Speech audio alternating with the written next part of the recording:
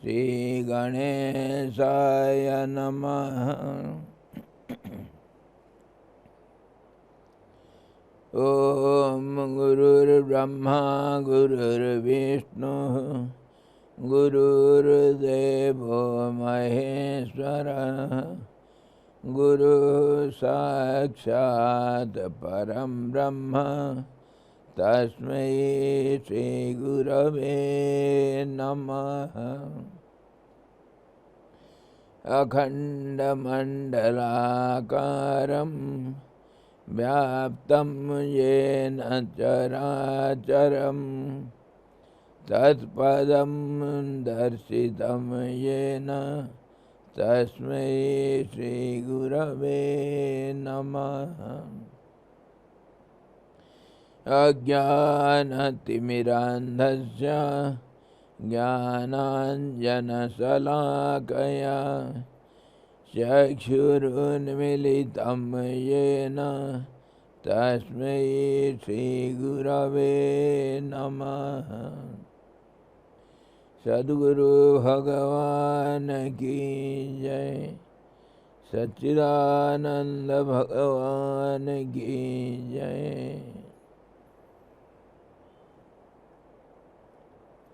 हरि ओम।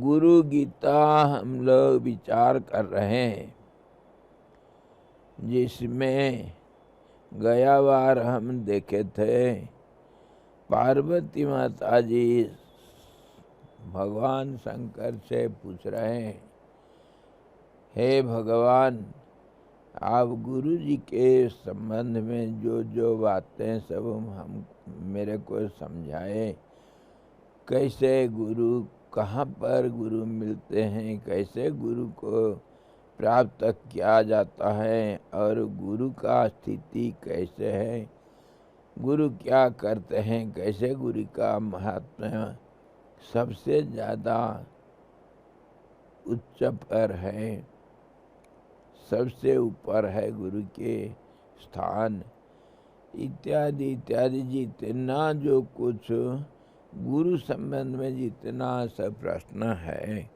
वो पार्वती पूछती रही और भगवान शंकर बड़े प्यार से माता पार्वती को समझाते गए। तो माता जी पूछी, अगर कोई पहले तो सद्गुरु और जो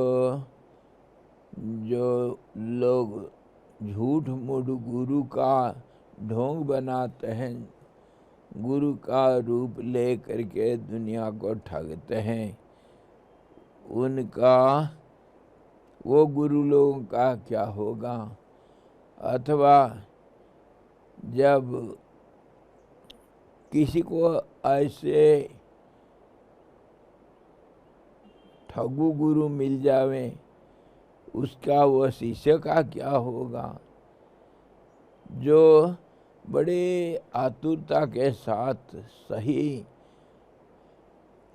सही निष्कपटता और जो एक चाह के साथ सचमुच कोई गुरु का अन्वेषण करता है और उस परमात्मा के प्राप्ति के लिए गुरु का आश्रय लेता है, उसको अगर कोई ऐसे ठगू गुरु मिल जावे तो क्या होगा उस जी?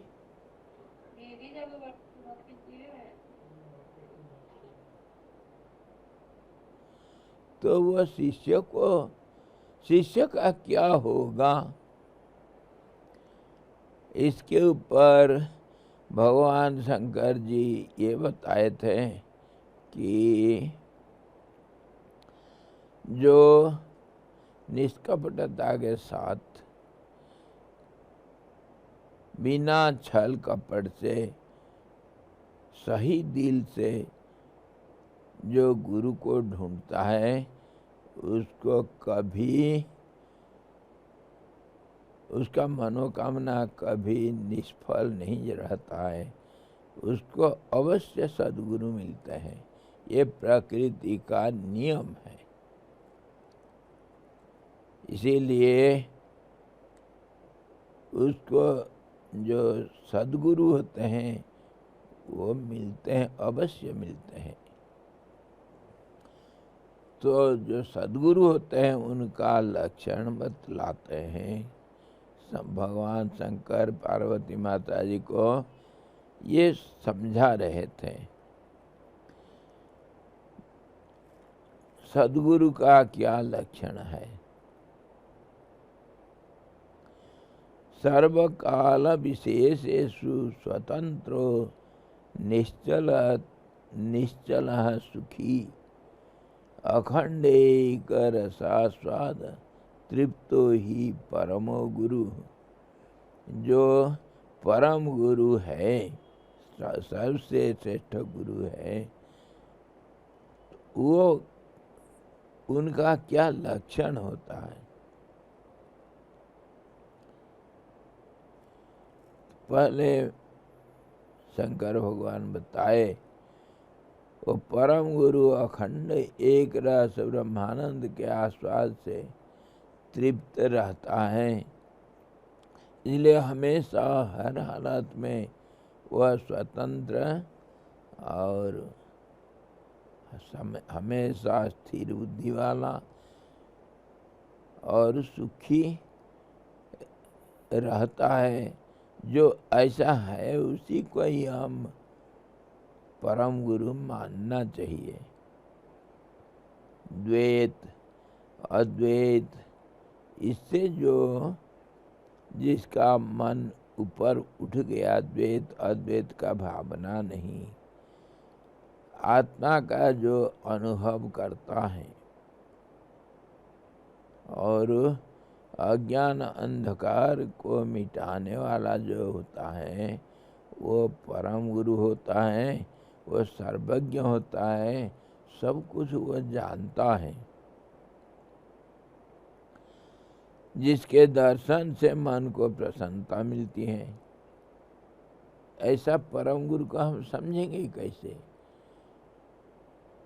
तो जिसके पास पहुँचते ही, जिसके पास में उनका सन्निधि मात्र से हमको आनंद मिलता है। जैसे अग्नि के पास जाने से हमको उष्णता तो जरूर मिलेगा। अभी ठंडी के दिन आ गया, जब ठंडी लगती है तो हम आग सेकते हैं, धूप तापते हैं, नहीं तो हीटर लगाते हैं। तो हीटर ये है, कैसे मालूम होगा? ये अग्नि है, इससे हमको ठंड दूर होता है। हमारे ठंड दूर होने के लिए ये एक उपकरण हो सकता है। ऐसा कैसे मालूम होगा? अरे ये तो अपने आप मालूम होता है। जहाँ पहुँचने से हमको गर्मी मिलेगा, उसी से हमारी ठंड दूर होता है? तो भगवान शंकर पार्वती माता जी को यही समझा रहे हैं। परम गुरु के पास जो आनंद का रास्ता बताता है, खुद उनके पास जाने से आनंद आना चाहिए। तो यही है उनका लक्षण। यस्य दर्शन मात्रेण मनसः स्वात् प्रसन्नता, मनसः स्यात् प्रसन्नता, स्वयं भूयान धृति शांति, स भवेत् परमो गुरु। जिसका दर्शन करते ही, जिसके पास पहुँचते ही हमको सुख, शांति और एक तृप्ति मिलती ही, मन का प्रसन्नता मिलती है,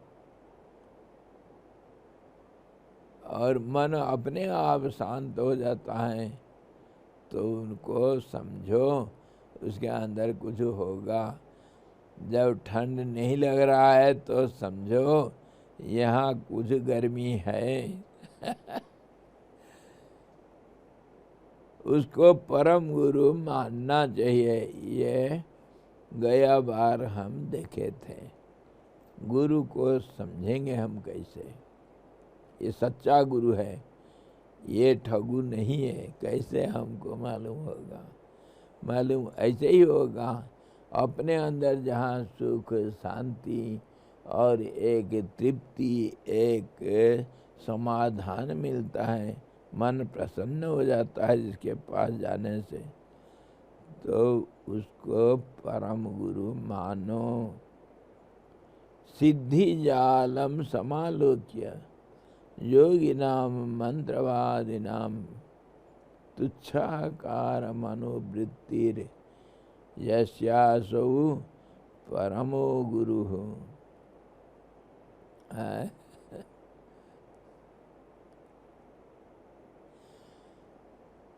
जो इसके ऊपर हम थोड़ा बहुत गया बार विवेचन किए थे। जो ये रिद्धि सिद्धि चमत्कार इत्यादि अथवा धन संपत्ति सांसारिक मूल्यों को अथवा कुछ विशेष गुणों को संसार में ज़्यादा प्राधान्यता नहीं देता है, और जो परमात्मा में सदा लीन रहता है, मतलब जो सांसारिक मूल्यों को गुरुत्व नहीं देता है, वो संसार से ऊपर मानो। तो परम गुरु उसी को मानना। सिद्धि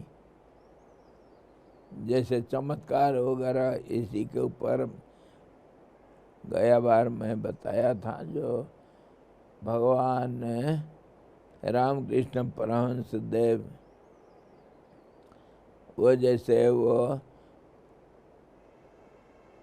हुबली नदी को पार हो कर के आता हुआ, वो जो दूध बेचने वाला एक बालक को उदाहरण दिया था, 2 आना में वो गंगा पार हो जाता है, नदी पार हो जाता है, आना जाना दोनों तरफ हो जाता है उसका। और एक बड़ा भारी सिद्ध पुरुष जो सबको दिखाता है कि मैं बिना किसी सहायता से गंगा जी के ऊपर, हुबली उसी को गंगा को ही कहते हैं उधर, वो नदी के ऊपर जल को मैं पैदल पार कर जाता हूँ, मैं देखो मेरा सिद्धि। तो परमहंस देव बताए थे कि भाई तुम्हारे ये कितने साल लगा था? 18 साल लगा मेरे को ये जो शक्ति को प्राप्त होने के लिए। परमहंस देव यही बताए थे, 18 साल लगा तुम्हारे 2 पैसा कमाया, और बिना वो 18 साल परिश्रम किए एक साधारण एक ग्वाल वाल वो इसको प्राप्त कर लेता है 2 आना में। तो तुम्हारे ये रिद्धि सिद्धि सब 2 आना के बराबर। मतलब जो ये साधारण चमत्कार को मान्यता नहीं देता है, मुख्यता नहीं देता है, तो उसको समझो उसके अंदर कितना शक्ति होगा, कितना समझ होगा, ताकि वो इसको तुच्छ समझता है। उसको परम गुरु समझना चाहिए। ऐसे जोगियों को आप अगर पूछेंगे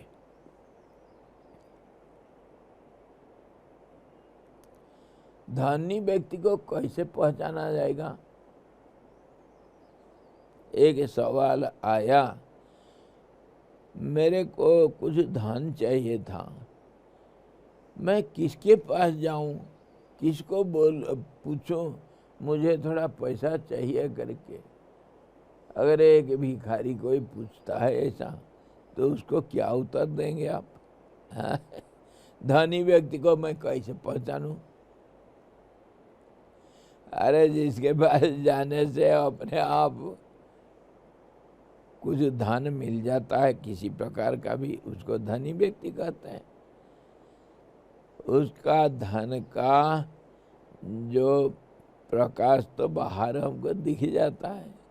जो धनी होगा वो अच्छा खाता पीता होगा, सुख में रहता होगा, व्यवहार में वो धन का प्रयोग करता होगा जरूर। हाँ, जो कंजूस है, कंजूस को कैसा समझेंगे? अरे जो नहीं देता है वही तो कंजूस है, और जो खूब देता है वो दानी है, ये तो सब जानते हैं। तो ऐसे ही जिसके पास धन होगा वो करोड़पति किसको मानेंगे? जो जिसके पास धन होगा उसको तो दिखता है, समझ में आ जाता है अपने आप। धन का होना वो बाहर पता चल जाता है। जैसे हमको अपने आप पता चल जाता है कि पेट भर गया या नहीं। किसी को भूख लग रहा है और भोजन करते करते क्या वो पूछता है मेरा पेट भर गया या नहीं? दूसरे को पूछता है क्या? तो ऐसे ही अपने आप पता चलता है। और वो जो व्यक्ति सांसारिक कोई सुख संपत्ति का जो कारण है, जैसे कुछ रिद्धि सिद्धि इत्यादि, अथवा कोई मान सम्मान, कोई धन, कोई शक्ति, शरीर की ताकत, अथवा धन का ताकत, और कोई शक्ति को देखने से जो मान्यता नहीं देता है, मतलब उससे वो ऊपर है। जैसे जिसके पास 100 रुपया जेब में है, वो 1 रुपया के लिए ज़्यादा मुख्यता नहीं देता है, बड़ा नहीं समझता है 1 रुपया को। वो तो उसका व्यवहार से पता चल जाता है। तो वो समझना चाहिए कि उसके पास बहुत सारे धन है, तभी तो 1 रुपया को वो मान्यता नहीं देता है। आजकल 1 रुपया मिलना, 1 रुपया का नोट अथवा 2 रुपये का नोट मिलना बड़ा मुश्किल होता है। क्यों? इससे पता चलता है 1 रुपया 2 रुपया का व्यवहार में, सांसारिक व्यवहार में, आज समाज में 1 रुपया 2 रुपया का कोई कीमत नहीं, अपने आप पता चलता है। तभी तो मिलता नहीं, कोई पूछता नहीं उसको। तो ऐसे ही समझो, जो संसारिक मूल्य को मूल्यता नहीं देता है, मान्यता नहीं देता है, तो वो संसार के ऊपर है, वो परम गुरु मानना चाहिए। और इसके ऊपर मैं शायद दिया था आपको उदाहरण। सत्य साई बाबा आए थे आश्रम में, गुरुदेव को भेंट दिए थे, आकाश से हाथ किए और ला करके 10,000 रुपया का एक गठी उस जमाने में दिए थे। गुरुदेव थोड़ा मुस्करा दिए और वो भी मुस्कराए, एक दूसरे को समझ गए, अरे इसको क्या मुझे दिखा रहे हो, तो समझ गए थे। तो जाने के बाद हमारे गुरु भाई लोग गुरुदेव से पूछे, स्वामी जी आप क्यों नहीं दिखाए? तो ये कोई दिखाने की चीज़ होता है क्या?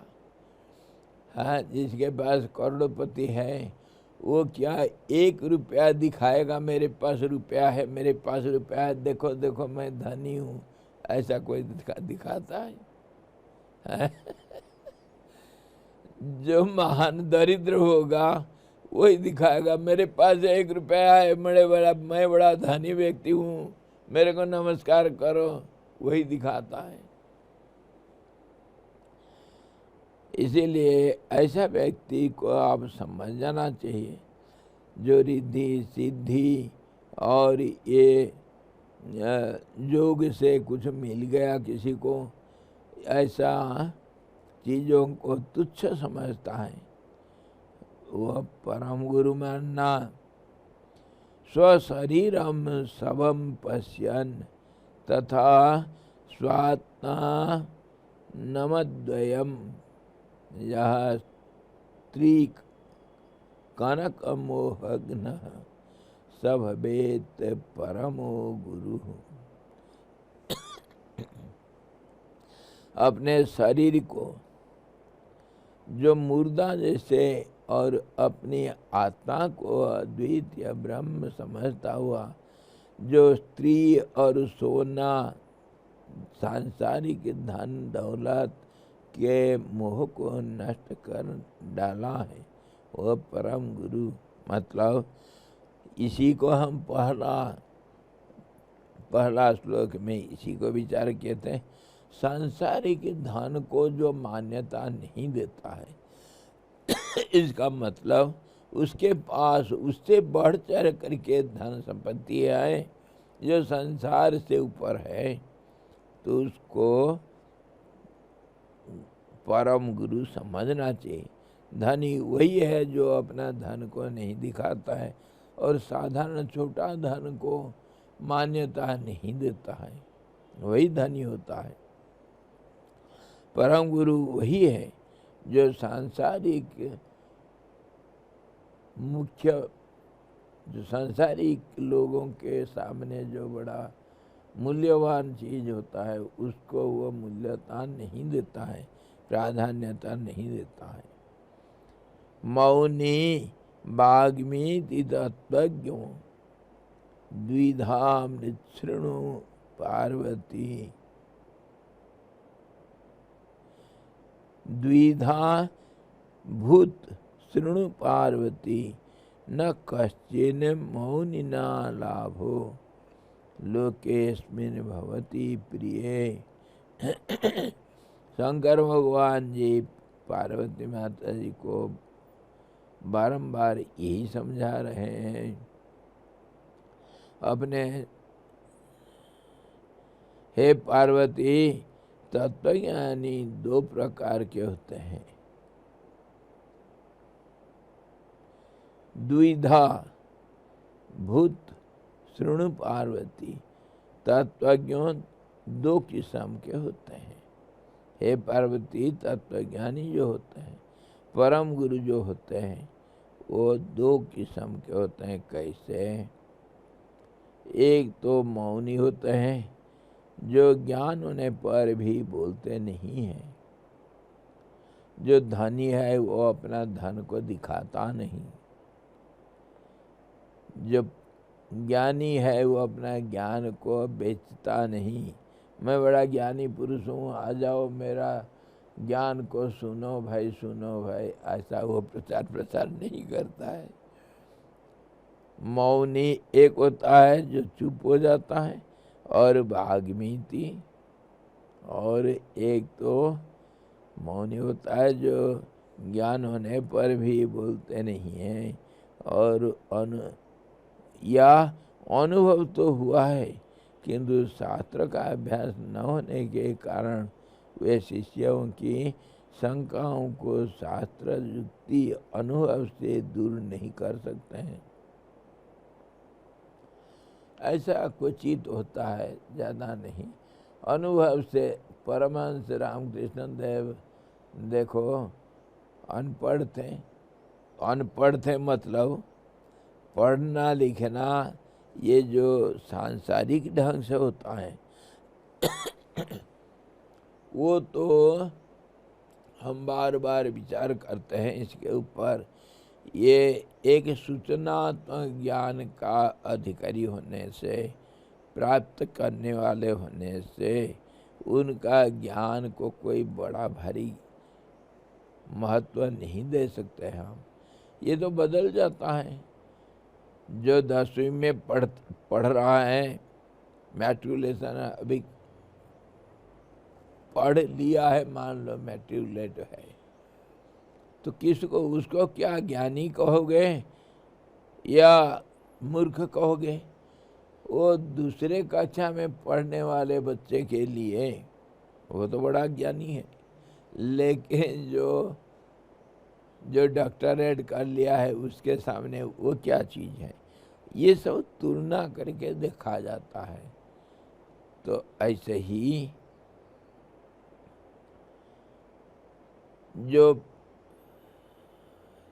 शास्त्र पढ़ करके जो थोड़ा बहुत कुछ समझ में आया जिसको, वो शास्त्र के अनुसार, उसी के अनुसार दूसरे को कुछ समझा देता है, वो कोई बड़ी बात नहीं है।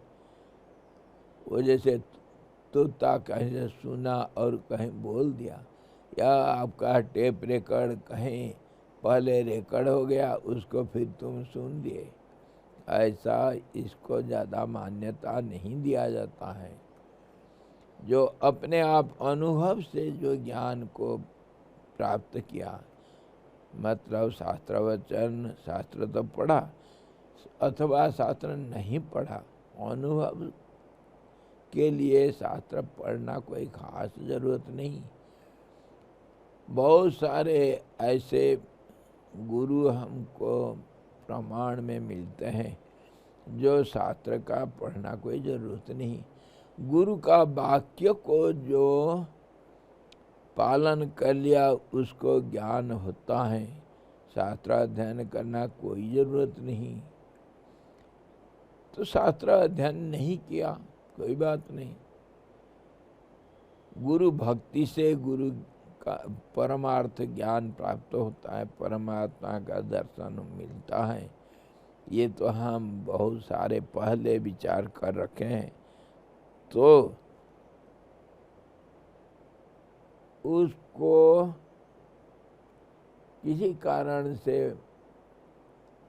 बोलना नहीं चाहता है तो मौन ही रहता है।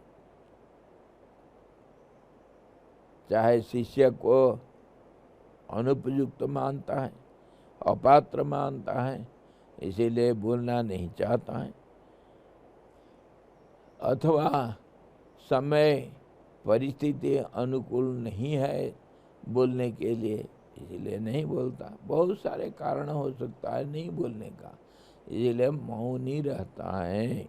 ऐसा मौनी एक किस्म के जो जानता है पर बोलता नहीं। जो भरा हुआ घड़ा, उससे ज़्यादा आवाज़ नहीं आता है। Empty vessel sounds much. जो खाली है वो वही हल्ला करता है जिसके अंदर कुछ नहीं है, और सब दिखाता है वही जिसके अंदर कुछ नहीं है, वही तो दिखाता है। एडवर्टाइजमेंट कौन करता है? जो सच्चा नहीं है उसी को तो मैं सच हूँ, मैं सच हूँ, मेरा ऐसा देखो महिमा, मेरा महात्म्य इतना है, वही बोलता रहता है। जो सच्चा है, क्या सूरज कभी आकर के आप लोगों को घर घर जा कर के उठाता है, मैं आ गया रे, आ गया, मैं प्रकाश पुंज हूँ, मेरे से गर्मी मिलेगा, प्रकाश मिलेगा, उठ जाओ रे? ऐसा कोई सूरज कभी किसी को बोलता है क्या?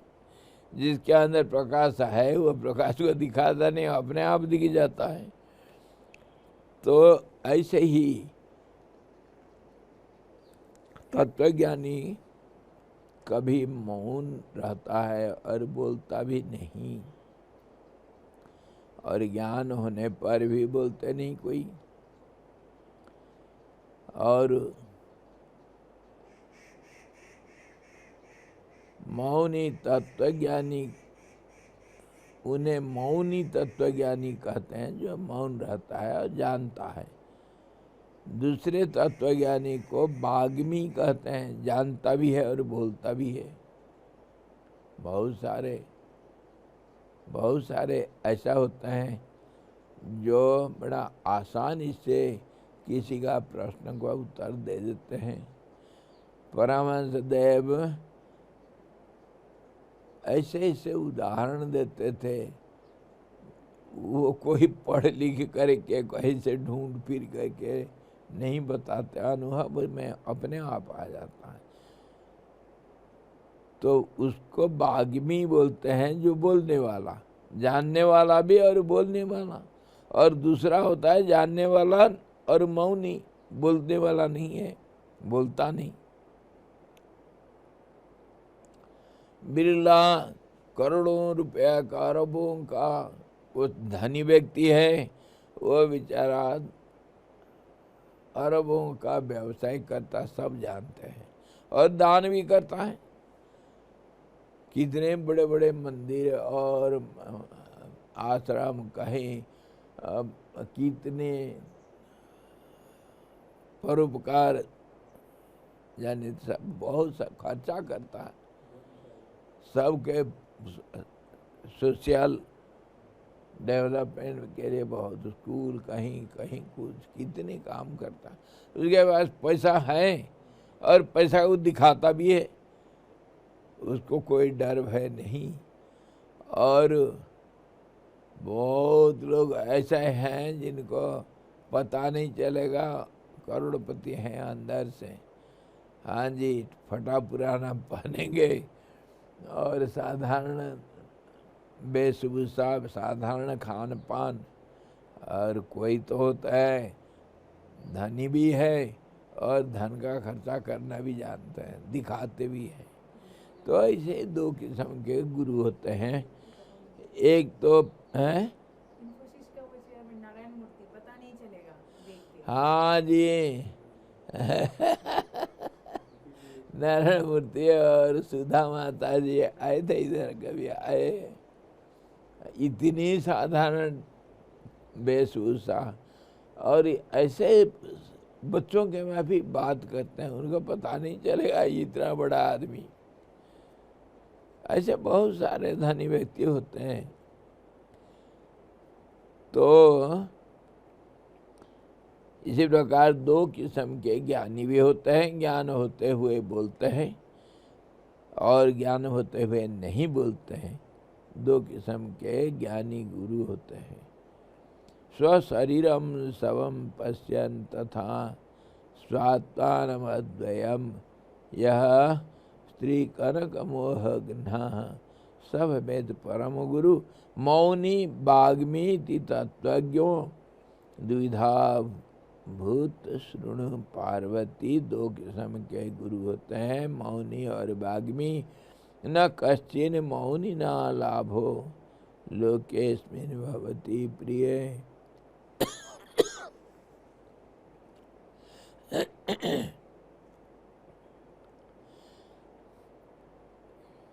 इस संसार में मौनी तत्वज्ञानी से किसी को कोई लाभ नहीं होता है।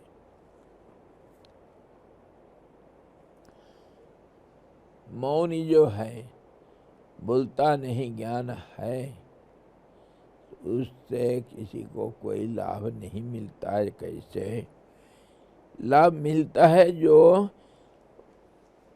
हमेशा नहीं मिलता है, कोई जो ढूंढ सकता है वो ज्ञान को मौनी के अंदर, उसको मिलेगा।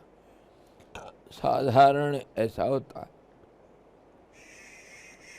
मान लो एक कोई मैच बॉक्स आपके पास है या लाइटर है। आजकल गैस जलाने के लिए लाइटर होता है।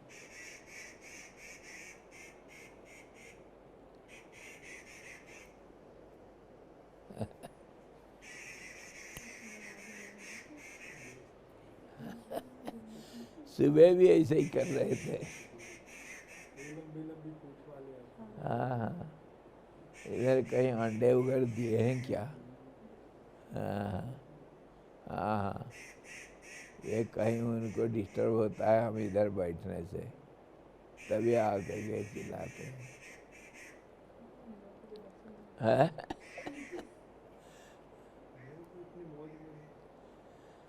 अच्छा, तो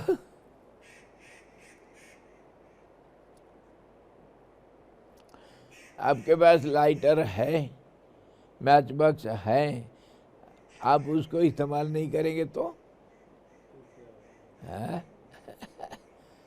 आग कहाँ से मिलेगा? हीटर तो है आपके पास, उसको इलेक्ट्रिक हीटर है आपके पास, उसको अगर ऑन नहीं करेंगे तो कैसे होगा भाई? तो ऐसे ही ज्ञान तो है उनके अंदर, जो कोई उपयुक्त शिष्य लोग उनका इस्तेमाल नहीं करते हैं तो फिर उनको उसका उपकार नहीं मिलेगा। है तो ज्ञान, परंतु जैसे अग्नि जहाँ जल रहा है उसका उत्ताप तो आसपास वस्तु को गर्मी प्रदान करता है, उसका स्वभाव है देना, उत्ताप प्रदान करना स्वभाव है। इसलिए मौन रहने पर भी उससे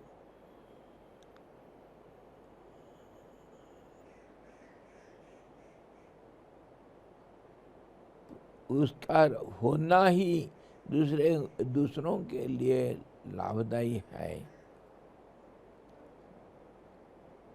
जैसे गंगा जी के किनारे बैठने से ही हमको ठंड तो लगता है और आनंद मिलती है, तो ऐसे ही उनके पास जाने से तो मिलेगा, वो भले बोले चाहे ना बोले, लेकिन डायरेक्टली सबको नहीं मिलता है, वो पात्रता के ऊपर निर्भर करता है। इसीलिए कोई तो मौनियों से ज़्यादा लाभ नहीं उठा पाते हैं और जो बोलने वाले उन्हीं को सुन करके उनका लाभ उठाते हैं।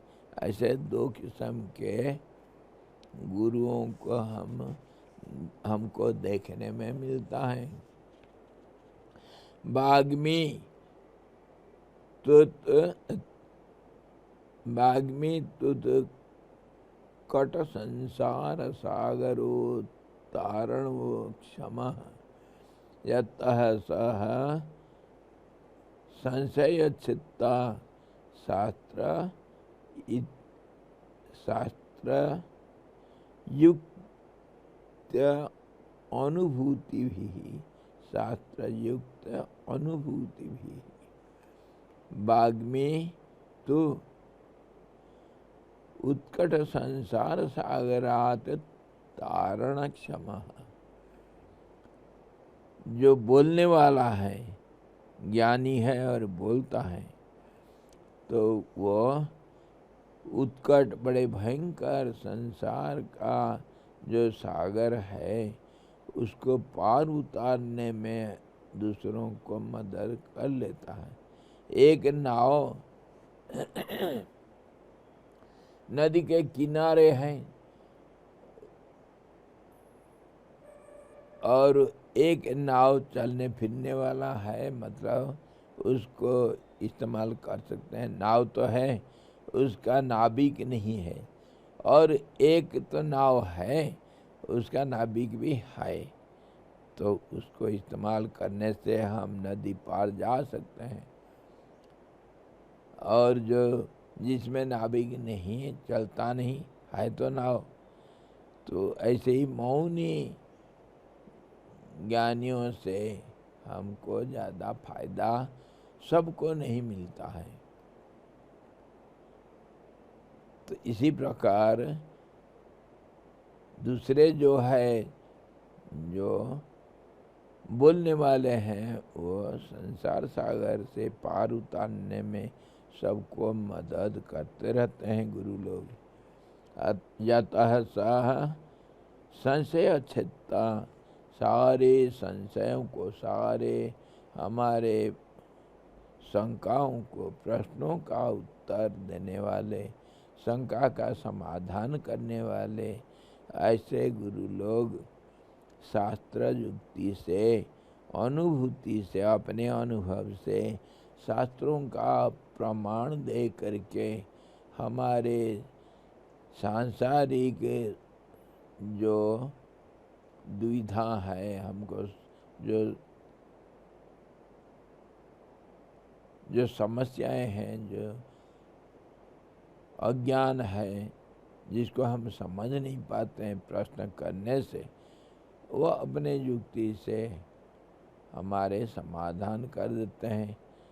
और संसार के रहते हुए संसार में संसार का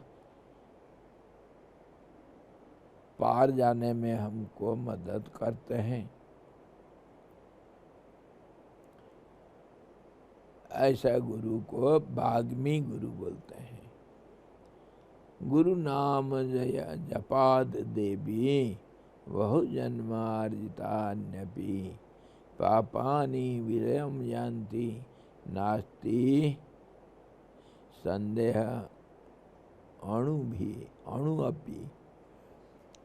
गुरु का नाम जप करने से, वो चाहे मौनी हो चाहे वाग्मी हो, उसके ऊपर अगर विश्वास है, गुरु के ऊपर भक्ति है, हमारा अटूट विश्वास है, ऐसे गुरु से हमको संसार को पार जाने के लिए शक्ति मिलती है। अवश्य हमको सारे पाप को नाश करके कलंक शून्य परमात्मा की ज्ञान को प्राप्त करने में सामर्थ्य मिलती है। इसमें तिल भर भी कभी संदेह नहीं करना। गुरु का नाम जप से बहुत जन्म जन्मांतर के जो पाप है वो सब नष्ट हो जाता है और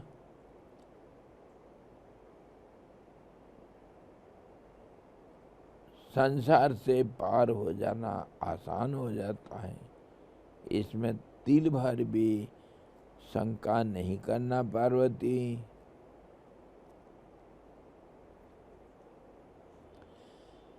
श्री गुरु सदृशम दैवम, श्री गुरु सदृशः पिता, गुरु ध्यान समम कर्म नास्ति नास्ति महितले। हे पार्वती,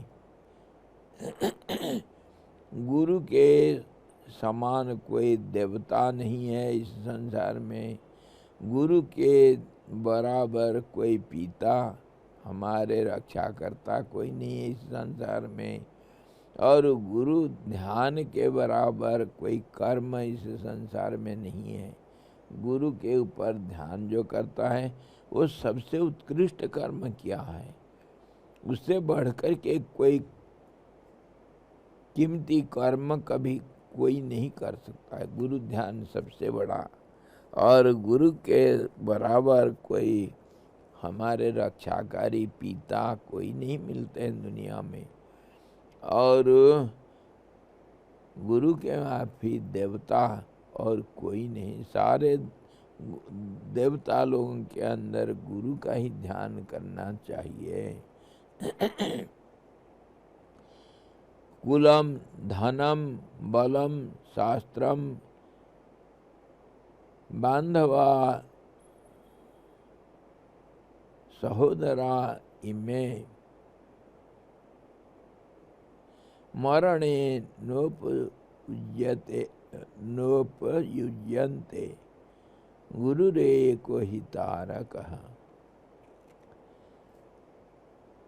ये सारे जो संसार में हमारे धन माना गया, अपने परिवार में कुल में जो हमारे कुटुंब जन हैं वो हमारे धन है, हमारे मददगारी हैं और हमको हमेशा संसार में मदद करते रहते हैं। पर संसार से पार जाने में मदद नहीं कर सकते हैं। संपत्ति को लेकर के कोई संसार का दुख से पार नहीं पा सकता है। और अपने शक्ति, शारीरिक शक्ति, बल जो जिसके पास है, पहलवान आकर के मरने से किसी को बचा नहीं सकता है। और शास्त्र तो सिर्फ हमको रास्ता दिखा सकता है, लेकिन रास्ता दिखा देने से वो रास्ता चल करके लक्ष्य स्थल में पहुंचा नहीं सकता है। हमको ही सब करना पड़ता है। इसलिए कुल, धन, बल और शास्त्र का ज्ञान, ये सब, और जो हमारे जो कुटुंब संबंधी हैं,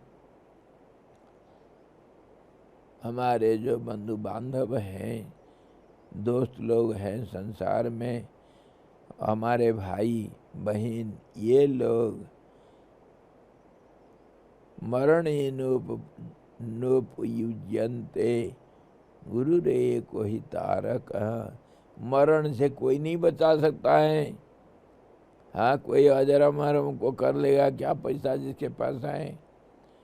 बहुत हम दवाई खरीद लेंगे, दवाई हमको बचा लेता है क्या? जब दवाई बचा लेता, डॉक्टर बचा लेता, तो सब अजर अमर क्यों नहीं बन जाते हैं? मरण से कोई नहीं बचा सकता है, लेकिन गुरु एक ही है जो मरण से बचा सकता है। इसके ऊपर बहुत सारे उदाहरण हमारे पास हैं, जो गुरु के दया से, गुरु के मदद से संसार सागर को पार हो गया, मरण को पार हो गया, जन्मर हो गया। ऐसा बहुत सारे हमको दिखा गया है, बहुत सारे। अभी भी देखो कितने उदाहरण हमारे सामने हैं जो अजर अमर हो गए हैं, वो गुरु कृपा से ही है, लेकिन धन की कृपा से नहीं, ताकत से नहीं, शास्त्र की ज्ञान से नहीं। कुलमेव पवित्रम स्यात् सत्यम स्वगुरु सेवया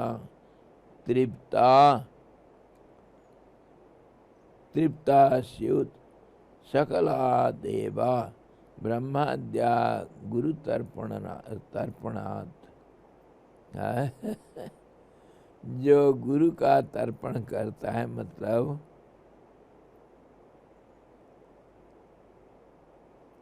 अपने गुरु की सेवा से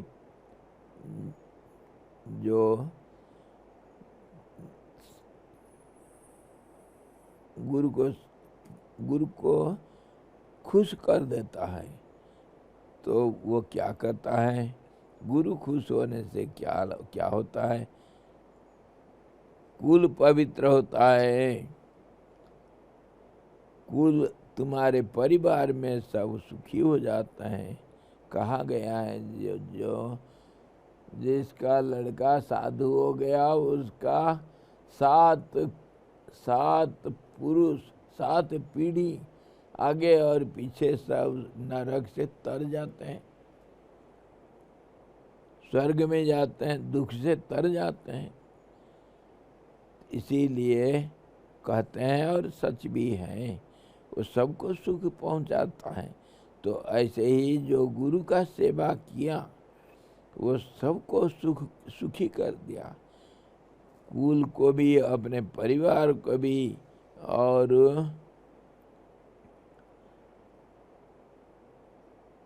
देवताओं के भी,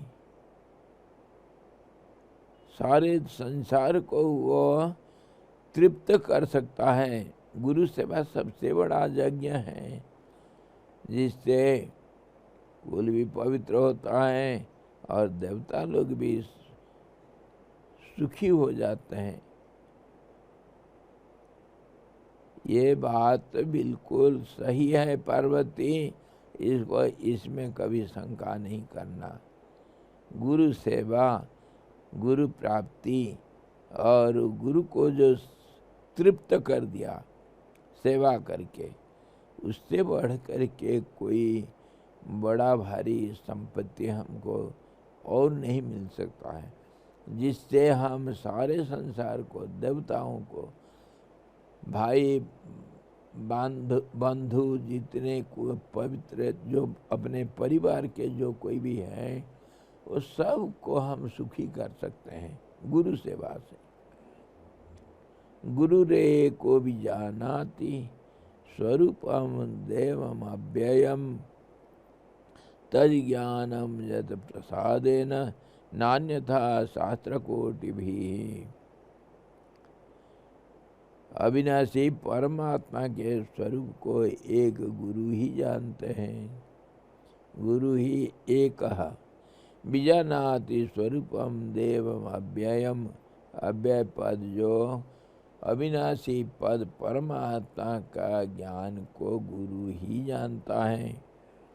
तद ज्ञानम यत प्रसादेन नान्यथा शास्त्र कोटि भी।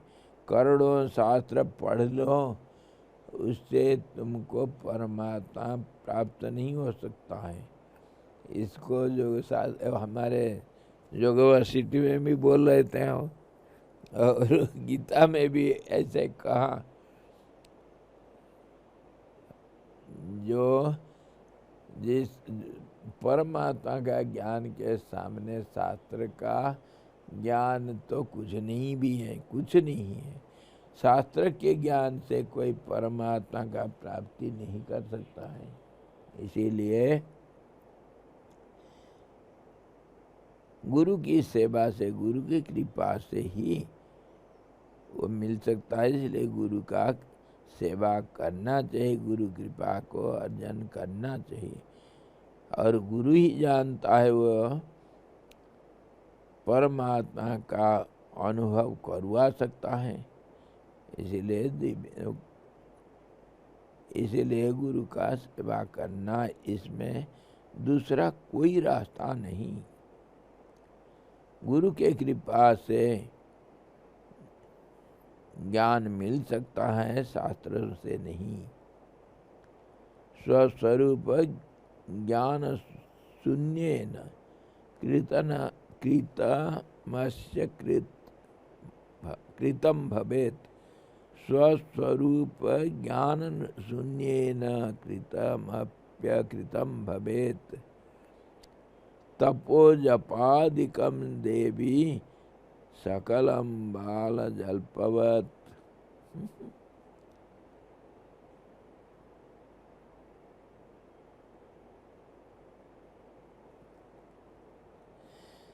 तपो जपादिकम देवी सकलम बाल जल्पवत्। भगवान शंकर जी पार्वती को समझा रहे हैं, पार्वती सुनो, जैसे बालक, कोई बच्चा कुछ बातें करता है, उस बातों का कोई कीमत नहीं है, सब उसको अनसुना कर लेते हैं, सुनते हैं तोतली बोल है करके। इसलिए वो थोड़ा ऐसे ही आनंद लेने के लिए मजाक से सुनते हैं बच्चों का बातों को, पर उसमें कोई अर्थ नहीं है। वो बच्चे क्या किसी को ज्ञान की बातें करेंगे, वो सिर्फ थोड़ा तोतली बोल बोल करके किसी को खुश कर सकते हैं। टूटा फूटा बातें बच्चों का सुनने के लिए अच्छा लगता है ऐसे ही, लेकिन ज्ञान तो उससे नहीं मिलता ना हमको। तो जैसे बालक कोई प्रलाप करता है, कोई पागल कुछ बोलता है, पागल का बोलने से हमको क्या मिलता है, कोई अर्थ नहीं है उसमें। ऐसा ही जो परमात्मा का ज्ञान को प्राप्त नहीं किया गुरु कृपा से,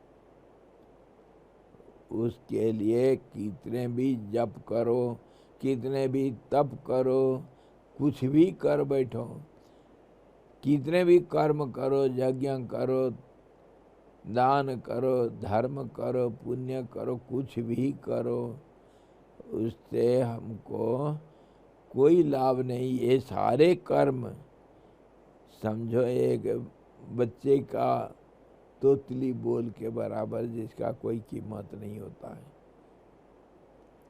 इसी बातों को योग वशिष्ठ में हम विचार करते हैं हमेशा।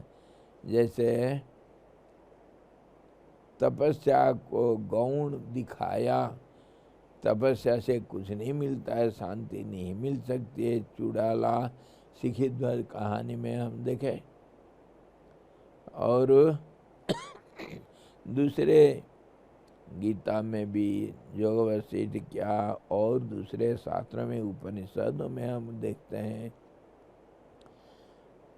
ये सारे तपस्या और अभ्यास, जप, ये जितना भी है सब, ये सिर्फ मददगार होते हैं, थोड़ा बहुत तो मदद करते हैं, परंतु आखिर तक ज्ञान प्राप्ति में ये सीधे सीधे कुछ नहीं कर सकते हमारे मदद।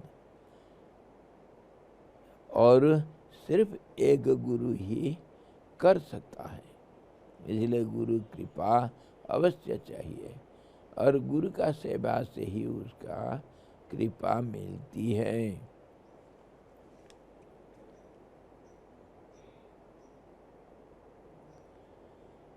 अन्यथा जो कुछ तुम परिश्रम करते हो ज्ञान प्राप्ति के लिए अथवा शांति के लिए, आनंद के लिए, परमात्मा दर्शन के लिए, वो सारे बेकार हो जाएगा अगर ये तपस्या, जप, दान, पुण्य, ये सब आखिर तक तुमको मदद नहीं करेंगे, इसका कोई कीमत नहीं रह जाएगा।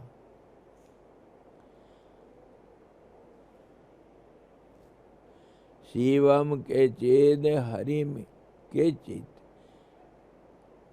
द्विधिम के चित के चित्तु केचन, शक्तिम देवमिति ज्ञात्वा विवदन्ति वृथा नराः। कुछ लोग शिव को श्रेष्ठ देवता मानते हैं, शिवम के चिद, हरिम के चिद,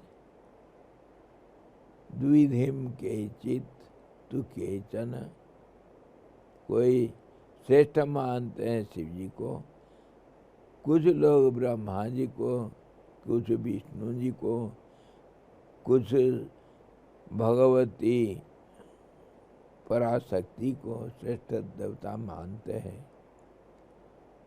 और इस प्रकार लोग बेकार ही विवाद करते रहते हैं। नहीं नहीं, अरे तुम्हारे कृष्णा क्या कर लेगा, मेरा हनुमान ना तो कुछ भी कर सकता है। हनुमान बल ज्ञान का भंडार है, तुम क्या जानते हो, तुम्हारे कृष्णा कुछ नहीं कर सकता। वो चोरी कर सकता है, एक दूसरे के साथ लड़ाई ऐसे ही करते रहते हैं। अरे तुम्हारे हनुमान क्या करेगा, गणेश जी तो सारा विघ्न का पहले से पूजा नहीं करोगे तो सारा विघ्न आ जाता है, और अच्छे काम में बाधा विघ्न पड़ता है, तुम हनुमान क्या कर लेंगे, है? हमारे गणेश जी बड़े हैं। आपस में फालतू लड़ाई झगड़ा करते रहते हैं। वो मेरा देवता बड़ा है, तुम्हारे देवता छोटा है, ये करते रहते हैं। ये सब बेकार के बातें हैं। न जानन्ति परम तत्वम गुरु दीक्षा परांगमुखा, भ्रांता पशु समाहेते स्वपरिज्ञान तर्जिता।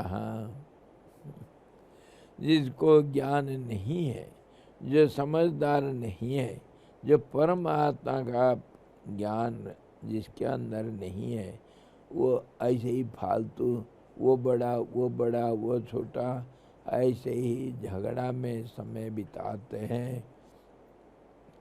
वो गुरु दीक्षा से प्राप्त कभी ज्ञान को लाभ नहीं किए और उनको समझ नहीं। वो पशु के माफी जैसे आपस में जानवर सब लड़ते रहते हैं, ऐसे ही लड़ते हैं ये। उनको आत्मज्ञान नहीं है, इसीलिए ऐसे ही लोग ही जिसको गुरु के सानिध्य नहीं मिला और जो गुरु से दीक्षित नहीं है, वही लोग ऐसा संसार में सब लड़ाई झगड़ा करते रहते हैं। तस्मात् कैवल्य सिद्ध्यर्थम गुरु में एव भजत प्रिय गुरु बिना न जानन्ति मूढ़ास् तद परमं पदम। गुरु के बिना परम पद नहीं मिलेगा। और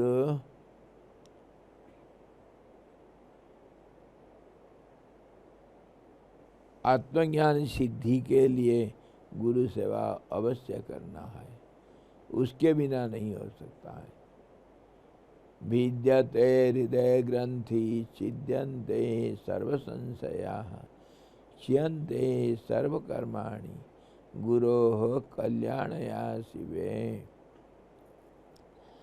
जो हम शरीर को अपने मैं मान करके चलते हैं, शरीर तो मुर्दा है, उसके साथ मैं जो चेतन हूँ, उसका जो शरीर के साथ चेतन का जो एक संबंध, दृढ़ संबंध बन गया, जैसे क्षीर नीर का संबंध बन गया, वैसे ही उसको हृदय ग्रंथि कहते हैं। हृदय में ये दोनों मिल कर के एक बन गए, जैसे एक गांठ पड़ गया है। तो उसको अलग अलग करके देखने के लिए गुरु कृपा ही चाहिए। और गुरु कृपा से वो अलग अलग दिख जाएगा, तुम शरीर नहीं हो। और सारे संशय, जितने शंका संसार में है, जितने संदेह हैं, सारे संदेह को दूर कर सकते हो। सारे कर्म फल सब नष्ट हो जाएंगे, तुम परमानंद को प्राप्त कर सकते हो गुरु की कृपा से। सिर्फ कृताया गुरु भक्तेस्तु वेद शास्त्रानुसारतः मुच्यते पातकाद घोरात गुरु भक्तो विशेषतः दुस्संगम च परित्यज्य पाप कर्म परित्यजेत चित्त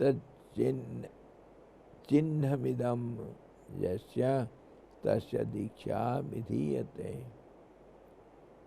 गुरु के कृपा से, गुरु भक्ति से ही